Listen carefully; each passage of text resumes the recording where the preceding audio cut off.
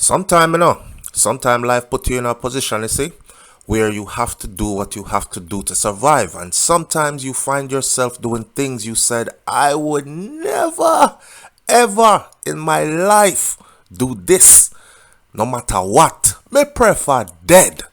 Okay, here's the question of the day.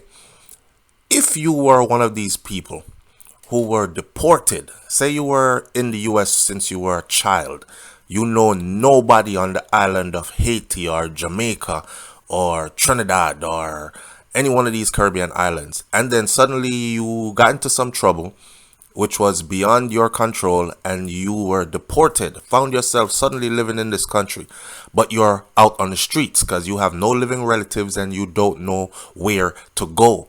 This is survival time. What do you do then? Say, for instance, there's a person of the same sex who has things good and wants you to be their partner. In other words, would you turn gay to survive after deportation? This is what this letter is about, and this is a real letter from one of our subscribers. The letter is kind of lengthy because it gives details of how things happened and all this. So I want you to pull up a chair. I want you to fix a drink. I want you to sit down. And I want you to cock your ears the way you and listen carefully. Save your judgment until after you are done hearing all the details in this. Here we go.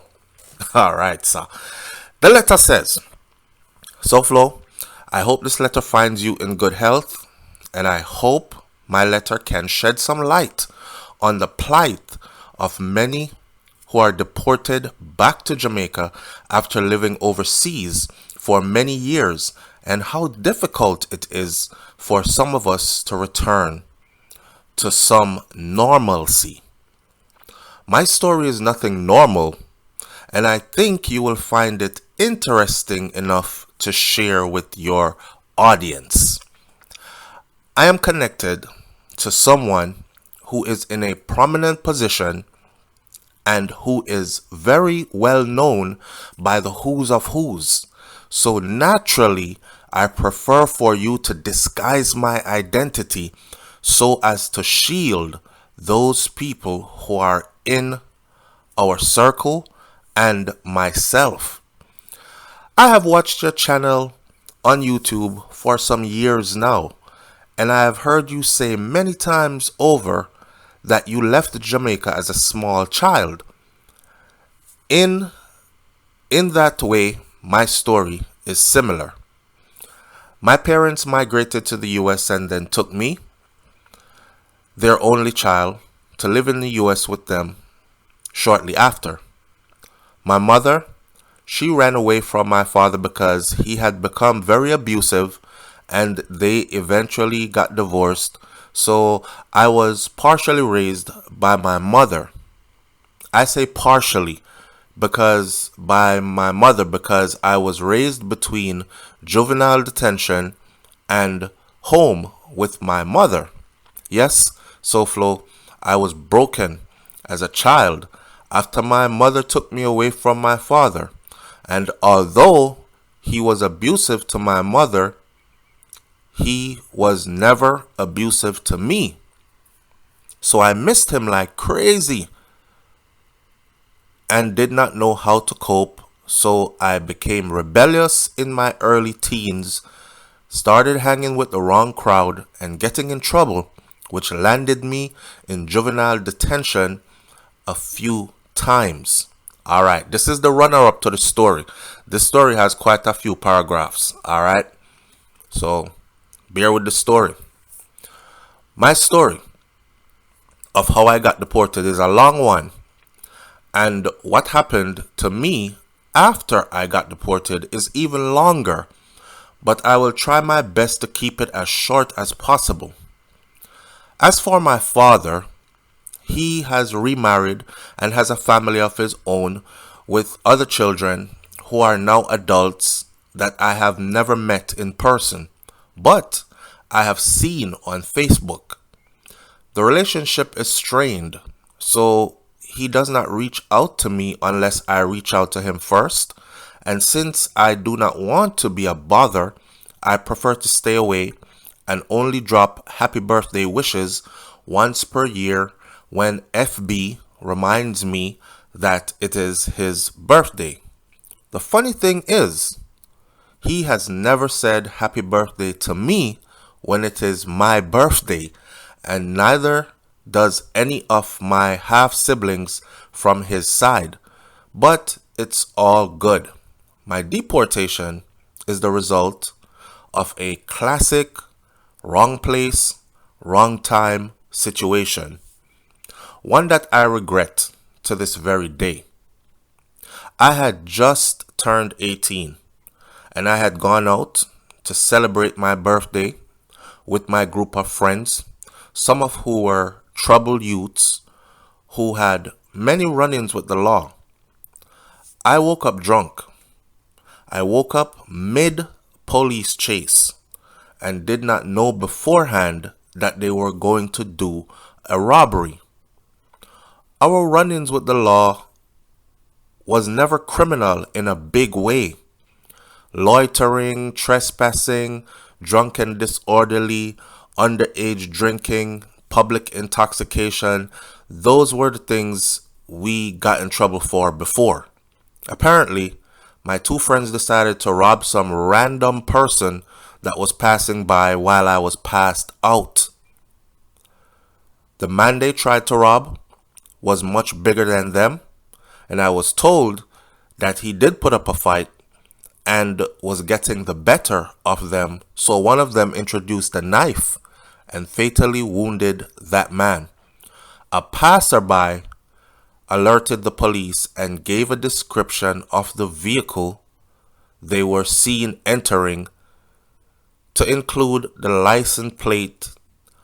All this time, I was sound asleep in the back seat, had no idea what was taking place. SouFLo, I was so high that when they ditched the car and ran on a foot chase, I was unable to leave the car.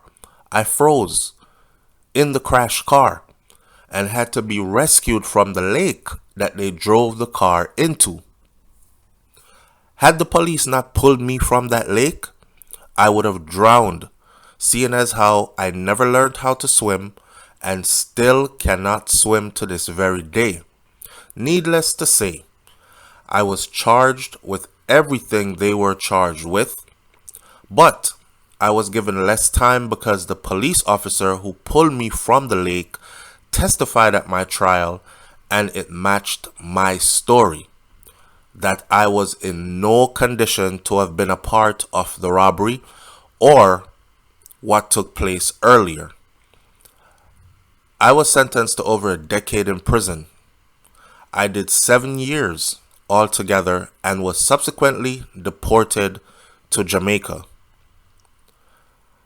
I know your audience members are going to say, why did I not get my citizenship all those years? But please remember, I was growing up and going through a lot, just trying to cope, just trying to get by. As if that could not get any worse. My mother took sick and passed away while I was locked up, and I had no known or close relative in Jamaica that I could depend on when I stepped off that plane. I landed in Jamaica at 25 years old with not a penny to my name and no one to turn to. This is where my story of survival takes a turn I never saw coming. Okay, again, I asked my audience before. I said sometimes life puts you in situations where you're going to have to do what you got to do to survive. Basically, this person is saying that they were put in a gay relationship in order to survive. But the story gets deeper than that. This is where that part of the story starts now. Listen.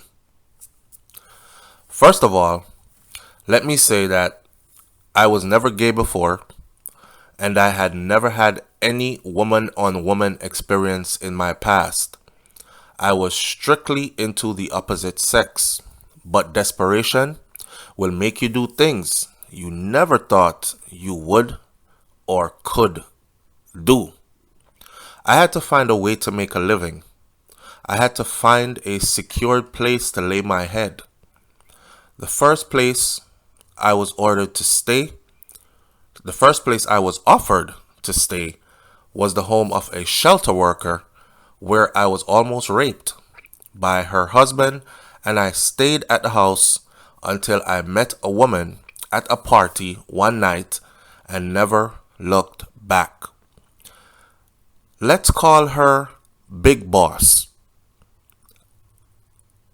I was in Jamaica for almost a year when I first met Big Boss, and she expressed her interest in me immediately. I noticed when I first met her that she was driving a newer model BMW X5 when we first met, and although I was sickened by her sexual advances, I was also thinking about my situation, not having any place to call my own, being under stress from the husband of the woman who allowed me to stay at her place. I was in a desperate situation. I was very afraid, but I jumped right in. Big Boss assured me from we first met that if I became her lover, that I would never have to worry about anything, and she would help me to make my into someone, I think that meant me, make me into someone we could both be proud of. And she did just that. I mentioned earlier that she is well known among the who's of who's, and I myself was able to not only go back to school and earn a degree in my field of interest, but I also now own a company that is very successful on the island. We are seen as a power couple in our circle, and the people we move around are not bothered by our relationship status, two women being together. I myself, though, I am tormented in my soul about this decision, SouFLo, because I was never gay. And even now, in my heart, I know I am not gay. But getting into this relationship with this person has given me everything, and I don't want to be ungrateful. If Big Boss was a man, I would say that my life turned into a fairy tale, that I had hit the jackpot. But I am a woman who is in a relationship with another woman, something I am not happy about, no matter how much I try to convince myself. For a long time, I would go in the shower or lock myself in the bathroom and cry because I felt that I was committing a big sin. Every time we got intimate, I would do this after. It has never felt natural to me, and it still does not.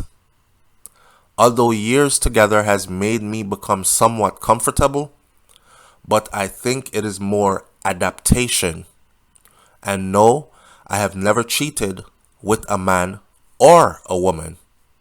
I've always been faithful to who I've been with.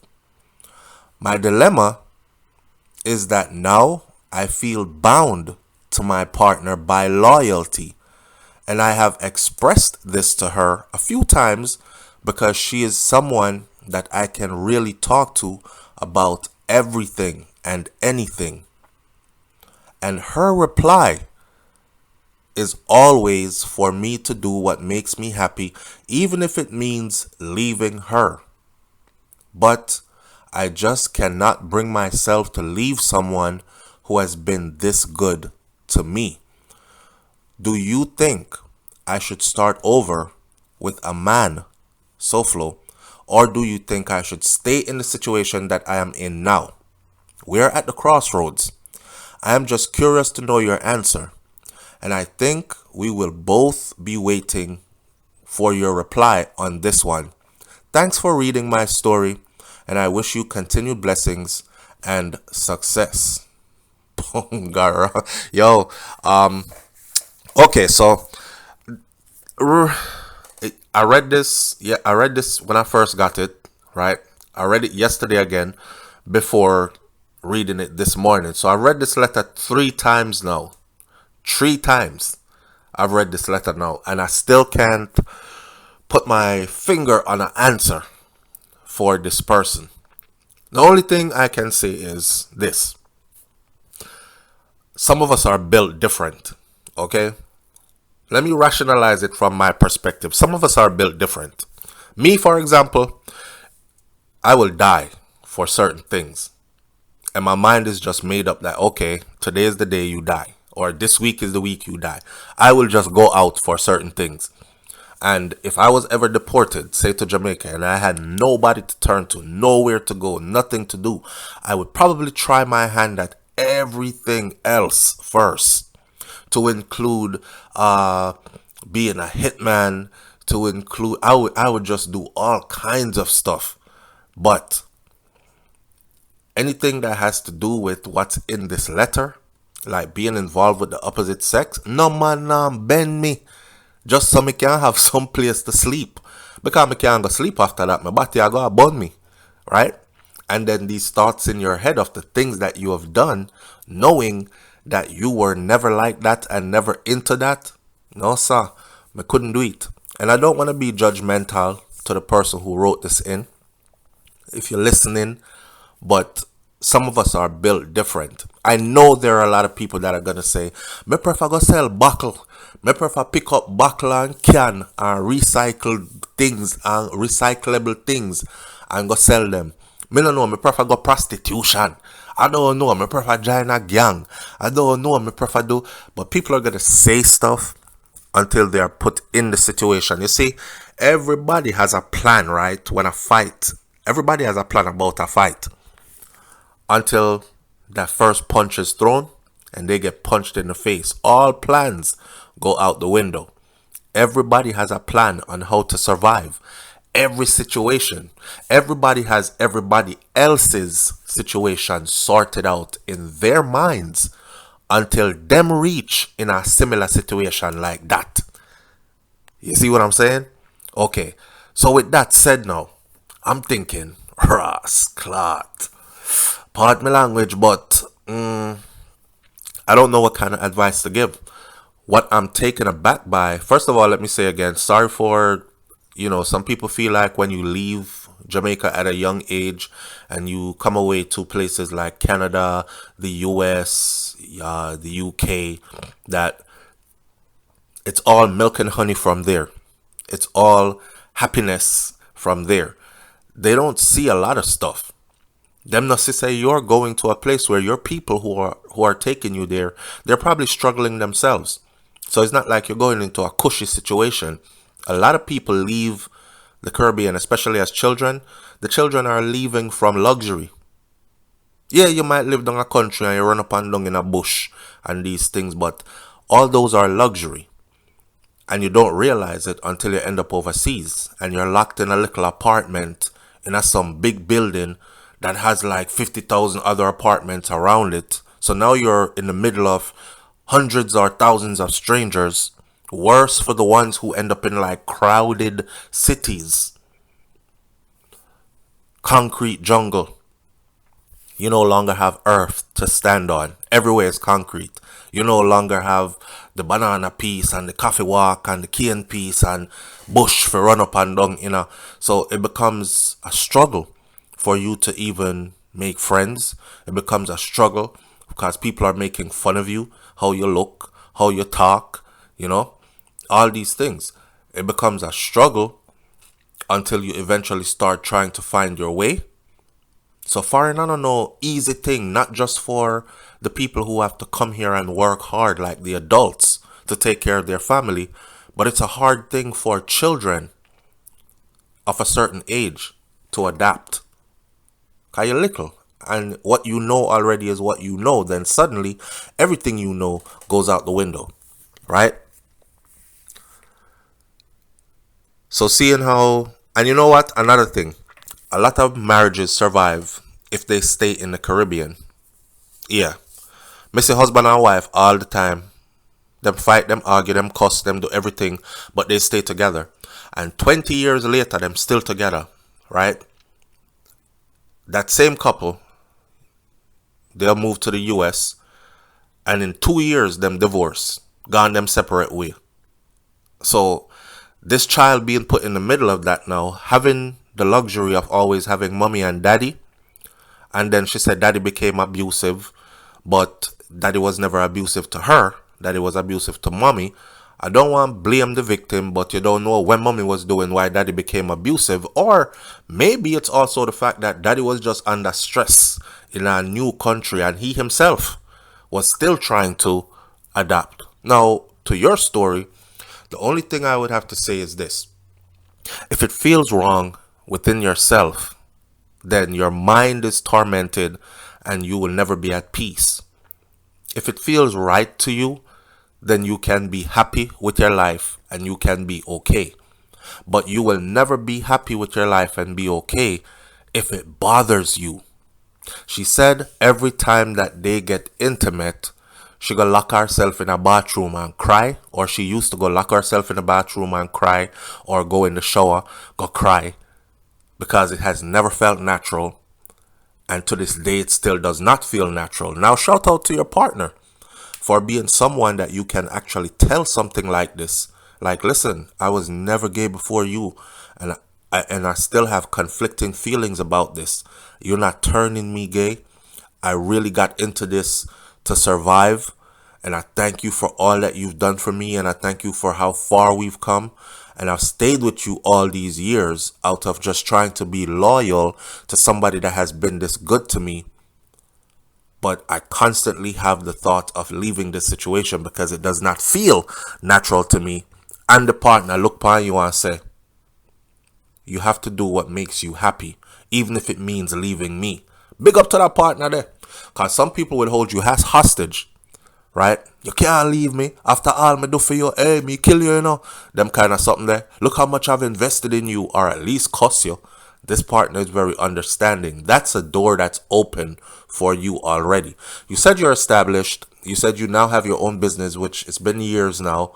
You were pretty young when all this happened to you. You went to prison at 18. You were deported to Jamaica at 25. Years later, your life is good. You're living in the lap of luxury, it seems. You guys are attached to the who's of who's, right?